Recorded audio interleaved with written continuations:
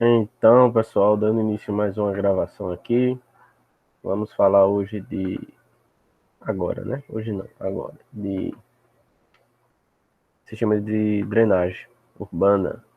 Cadê? Isso aqui. Então, vamos falar de sistema de drenagem urbana. Deixa eu ir lá para o começo. Sistema de drenagem urbana, aula 4. Então, o processo de urbanização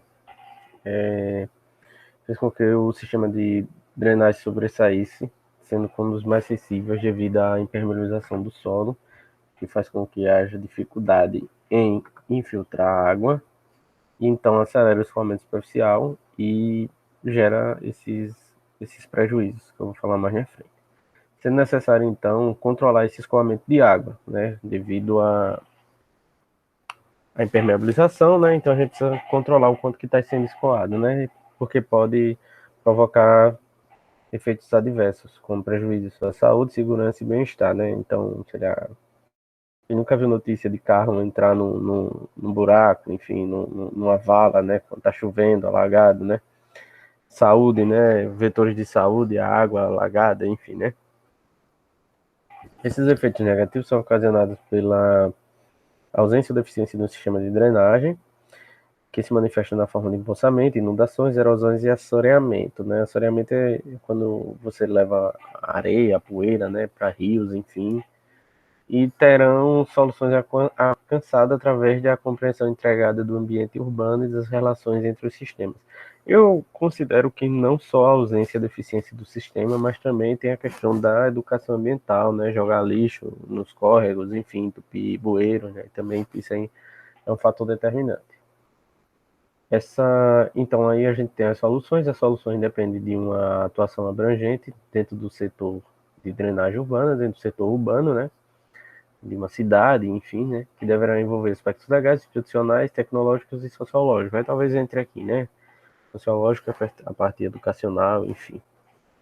O sistema de drenagem deve consolidar as melhores práticas e medidas visando diminuir os riscos que a população ficam sujeita, dado eventos hidrológicos extremos. Então, reduzir os danos causados por inundação e permitir um desenvolvimento harmônico, né, com os diversos setores, né, da sociedade, né. Então trago aqui essa foto que foi de Maceió, para quem não conhece, Avenida Fernandes Lima, para quem conhece, né. E eu abro um parêntese aqui, né, eu estou gravando esse vídeo hoje, mas as notícias, né, que dão enchentes em países de primeiro mundo, como a Alemanha, Bélgica, né, mais de 100 mortes. Então, parece que é um problema que não é só nosso, né? Então também parece que é um problema que não é só por conta de lixo, né? Enfim, né? Lá eles têm ausência, né? Lá eles têm sistema de drenagem, enfim, funcionando bem, né? Então toda é chuva mesmo, né? Quantidade de chuva, né? Então a gente tem a finalidade de minimizar esses efeitos negativos, né? Da urbanização, como a retirada da cobertura vegetal e a impermeabilização do solo, né? Então a finalidade de um sistema de drenagem, né? E como premissa, identificar o caminho da água, né, ver qual é o caminho que ele dá, o escoamento, e fazer essas intervenções nessa estrutura. Né? Importância: reduzir o risco de perdas humanas, né? Exposição da população à doença, enfim, né? Da questão das águas que ficaram alagadas, né? Das áreas alagadas. Eliminação da presença de águas estagnadas, que são focos de doença, como tinha falado, redução do impacto da chuva no meio ambiente, como a erosão, sedimentação, que é assoreamento e a poluição, proteção da qualidade ambiental, manutenção das ruas, né? É muito comum a gente vê o prefeito, né? Enfim, faz a pavimentação, vê a chuva, aí começa a voltar o buraco de novo, né? Outra coisa, quem saiu assim, tipo, depois de uma chuva, né, cheio de buraco, alagamento, né, nas ruas, na calçada, né, então, enfim, né, então é importante para ajudar essa tráfego de pedestre, né.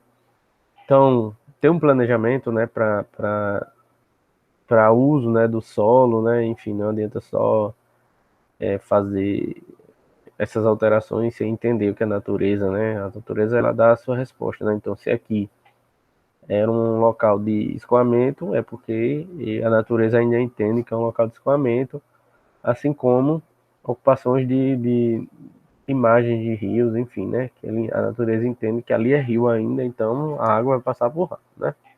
Então tá aqui mais algumas fotos, né? Caso de desmoronamento também é importante, né? Que pode ser evitado, né? Com disciplinamento do solo, permeabilização do solo, proteção dos taludes, né? Dos taludes são as barreiras, né? Só uma conceituação rápida aqui enfim, para a diferença de enchente, inundação e alagamento. Enchente é quando a água chega num nível assim, digamos, aceitável, digamos assim, no rio. Inundação é quando transbordou totalmente, né? Pegou a cidade, enfim, né? E o alagamento é aquela coisa, choveu, aí fica uma pocinha aqui, outra ali, dentro de uma rua, de uma calçada, né? Então é uma coisa mais factível, mais fácil de resolver, né? Enfim, né? Normalmente não tem mortes envolvidas, né? Então, dada a importância, né, a conceituação, o sistema de drenagem ele tem duas componentes, duas divisões, né? Tem a micro e a macro drenagem. A microdrenagem compreende as coletas de águas em redes pequenas e médias, né? São redes, a parte que coleta a água que cai nas ruas, enfim, nos lotes, né? E leva para lugares, para canalizações maiores. Essas canalizações maiores são a macrodrenagem. A macrodrenagem ela pode ser natural, que são os próprios rios, mesmo os próprios, enfim, talvegs, enfim, que escoam, né? E artificial, que são obras de grande vulto, maiores tubulações, né? Canais, galerias, enfim. E alguns dissipadores ou bacia de detenção. Que eu vou falar o que é isso. Então, então a microdrenagem, né? Os sistemas como um todo, aqui tem a micro e a macro. Então chove no pavimento, na calçada, no passeio, enfim, né?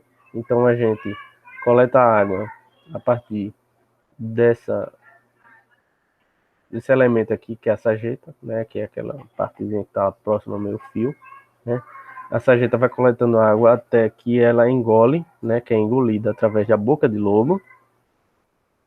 A boca de lobo leva a água para o bueiro vai para a galeria, digamos, como é que eu vou dizer, uma galeria, e depois a gente tem a galeria principal que vai coletando água de todas as bocas de lobo, né, a galeria principal, que é a rede de galeria, né. Aqui, gente, só para não esquecer, né, a gente tem a rede de água e a rede de esgoto, que eu já falei nas aulas anteriores. Então, vendo aqui de cima, né, eu tenho as bocas de lobo, bueiros e boca de lobo, que vai coletando, vai tudo para uma galeria. E aqui a gente tem uma coisa chamada posto de visita, né, que quando tem um encontro de uma ou mais tubulações. Deixa eu ver se tem mais alguma coisa. Eu acho que para essa foto. Sim, então aqui. Até aqui, mais ou menos, a gente pode chamar daqui para cá. Deixa eu fazer aqui. Daqui para cá, a gente pode chamar de microdrenagem. A tubulação já vai aumentando, já vai destinando para um local mais específico, né? A gente pode chamar de macro. Ainda sobre microdrenagem, sim.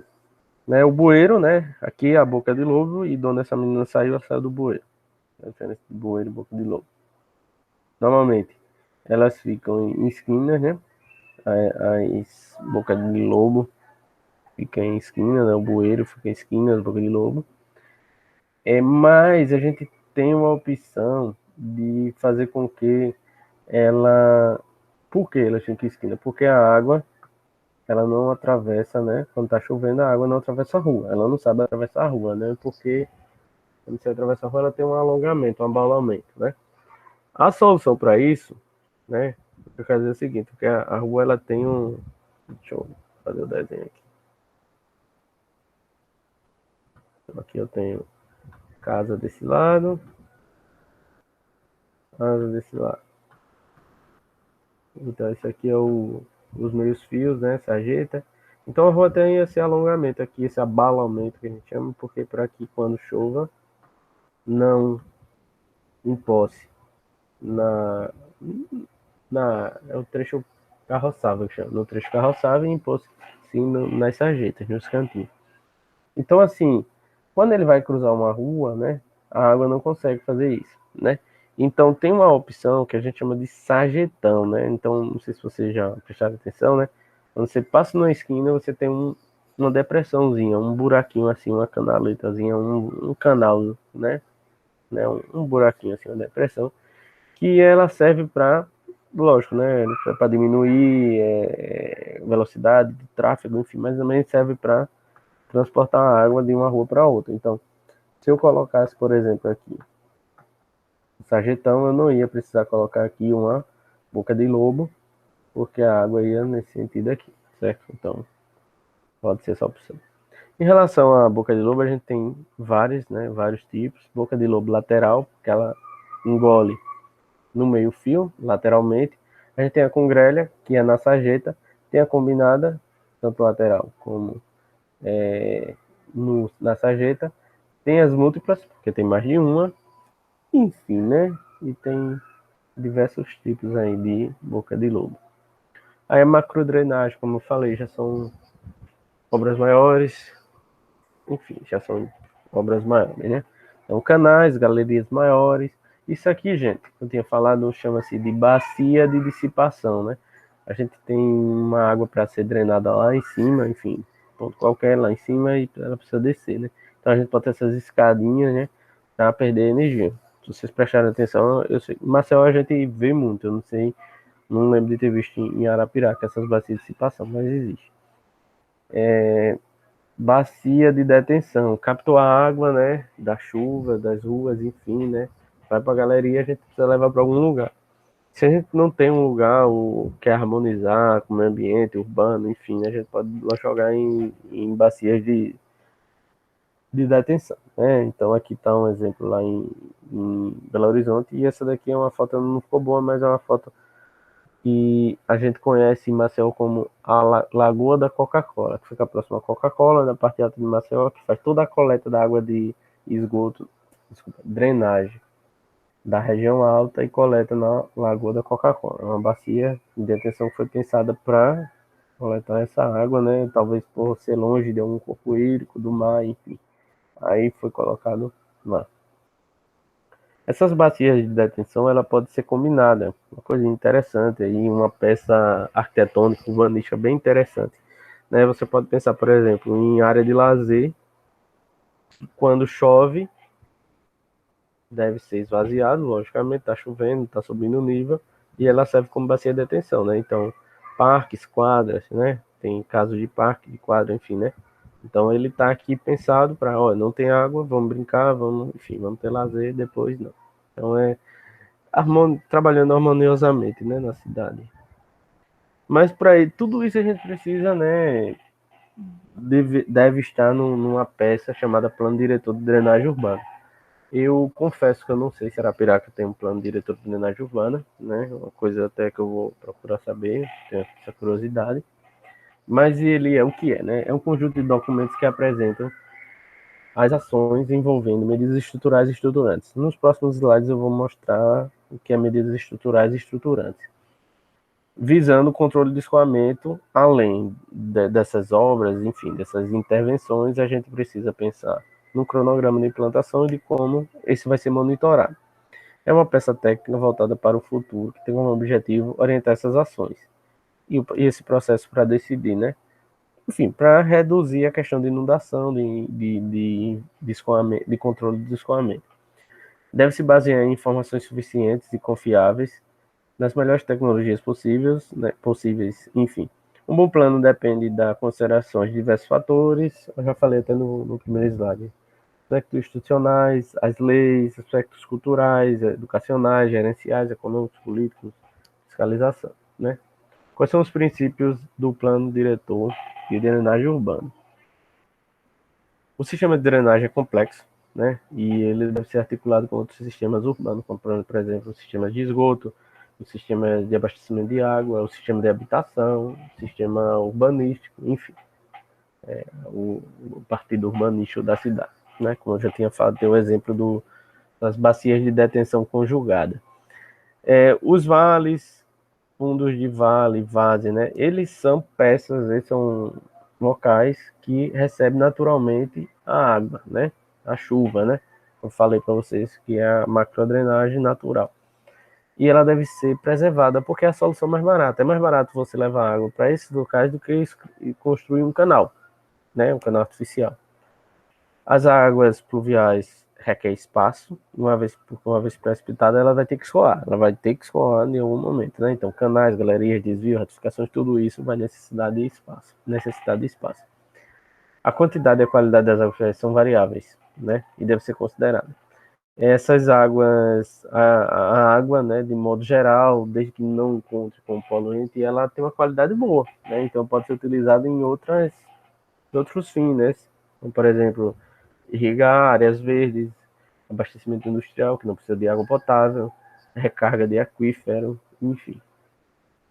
O que é que tem que ter dentro de um plano diretor de drenagem urbana, né? Qual é o conteúdo? O que é que deve ter dentro dele? Soluções, né? Agora não soluções pontuais, soluções de grande impacto, né? Que resolvam problemas globais, não problemas pontuais. Normas e critérios, né? Para que a gente consiga chegar nessas soluções. Identificações de áreas que devem ser preservadas, deve ser adquirida pelo poder público para que não possa ser ocupada nem invadida, né? Então precisa desapropriar. Zonear regiões para que não tenha edificações, enfim, né, para evitar as inundações. E pensar de como essas medidas, né, as medidas que estão dentro do plano, devem ser executadas. Deve possibilitar o desenvolvimento pela articulação com o sistema viário, né, interessante, né, enfim, estradas, né, ruas, né, transporte, sistema de abastecimento, esgotamento sanitário, né, habitação, enfim, né, urbano. Esclarecer a comunidade como é que funciona a magnitude dos problemas, as formas de solução, né, a questão da educação ambiental, né, importante. Privilegiar medidas de prevenção e não medidas de correção, né, que são medidas de prevenção, elas são mais baratas. Então eu falei há 2 slides, não, há três, não, 4 slides atrás, e o plano diretor ele deve ter ações estruturais e estruturantes, né? Então vamos falar o que é isso. As ações estruturais representam interferência no escoamento. É dada normalmente por uma obra, né? Por uma obra civil, né? Quando você constrói um reservatório, constrói uma barragem, constrói um dique, uma canalização, né? Você colocou, fez uma alteração lá, mudou, cavou um buraco, é uma medida estrutural, né? Uma medida não estrutural ou estruturante não mexe na morfologia do rio, da bacia, da região, né? Enfim, ela tem um caráter mais legal institucional. Por exemplo, a educação popular. Por exemplo, modificar uma legislação, né? Então, tudo isso aí é não estruturante, né? Ela não, enfim, né? Um plano de desapropriação de áreas de risco, né? Então, tudo isso aí você não está modificando nada, não está modificando o solo, não está modificando nada. E aqui a gente tem mais uma medida que é muito conhecida, enfim, né? As medidas de controle na fonte. Envolve sistemas de controle próximo onde se gera o escoamento, por isso que chama na fonte, que ainda pode ser estrutural e ainda que pode ser estruturais, né? Que pode ser uma mudança, uma obra, enfim, né? Pode ser temporária e pode ser não estrutural, né? Como, por exemplo, você fazer uma, uma campanha de educação ambiental para captar água da chuva, por exemplo. Então, é uma medida não estrutural, né? É uma medida estruturante, né? Capta a água da chuva na sua edificação, né? Então você está deixando de botar água lá nas ruas, né? Enfim. Agora, se você faz o projeto, a execução do sistema de captação da água da chuva, aí ele é estrutural.